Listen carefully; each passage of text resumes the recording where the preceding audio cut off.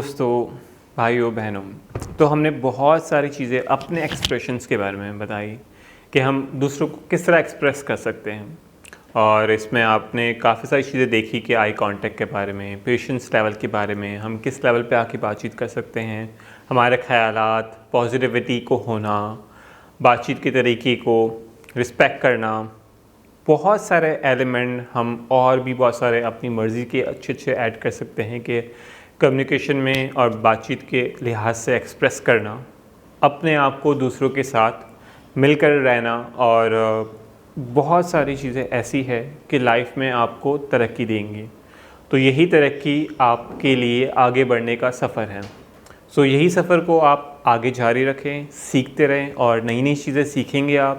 اور جہاں آپ نہیں سیکھ پا رہے ہیں یا کچھ سمجھ نہیں آ رہا آپ کو، تو آپ مجھ سے سوالات کر سکتے ہیں، اور میرے فیس بک اکاؤنٹ کی جو کانٹیکٹ ہے آپ کو یہاں ڈیٹیل میں مل جائیں گی.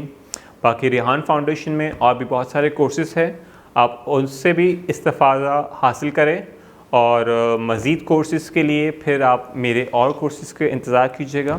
تب تک کے لیے اللہ حافظ. پاکستان زندہ باد.